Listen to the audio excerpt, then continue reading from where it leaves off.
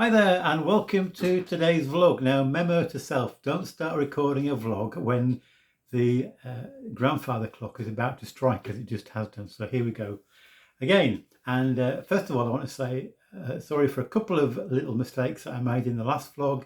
First of all, I said that the Methodist Conference, which is the national ruling body, was meeting in Bristol. Well, of course it wasn't, it was in Birmingham, but I got the B right anyway. Secondly, I said that the builders were here, and so we're living at the moment in a noisy manse. Well, I'm not living in a manse anymore because I'm now retired. So if there's any confusion there, I apologise.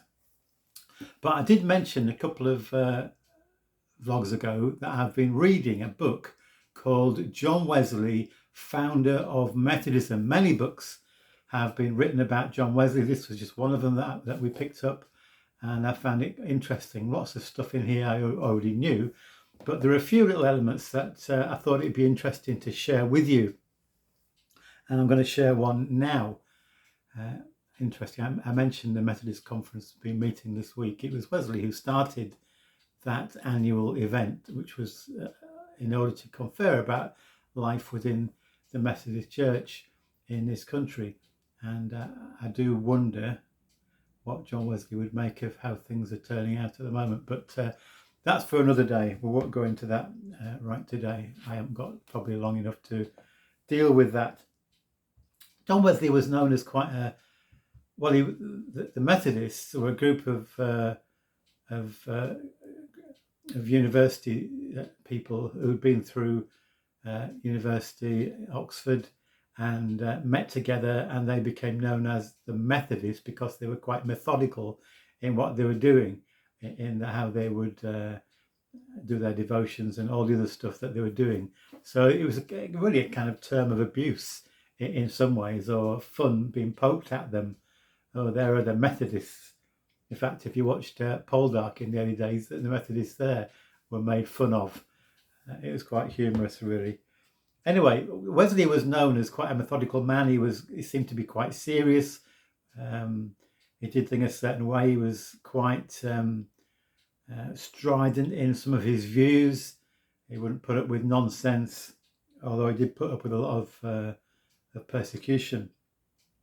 So this little episode is quite revealing, perhaps a little different side to John Wesley. This is when he was in America. He went out there as a kind of missionary, really, and he came back very disillusioned because he didn't think he'd achieved anything.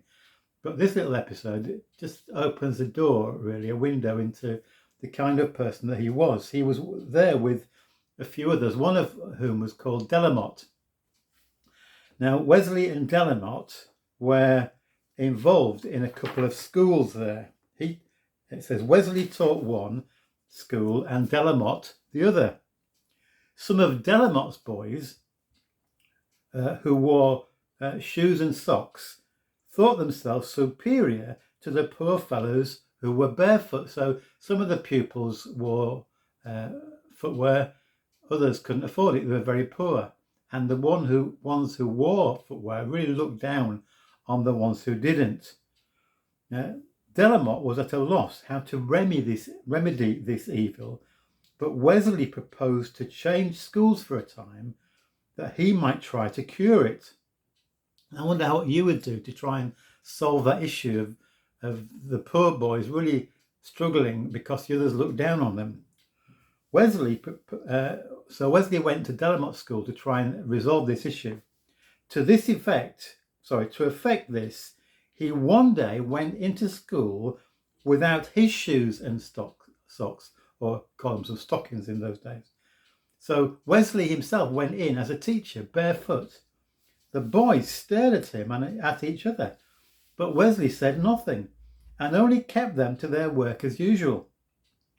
Before the week was over, the boys who had no shoes and socks took courage, and many more of them came to the school.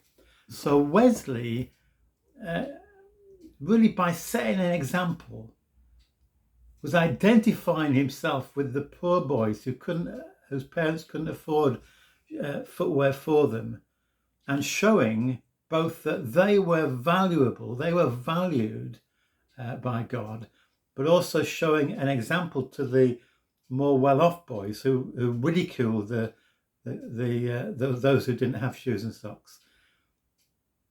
A lesson in itself, and I'm sure that really helped them to understand that a person's worth and value is not in their possessions, not in their monetary possessions or their clothing, but every person is valued in God's sight.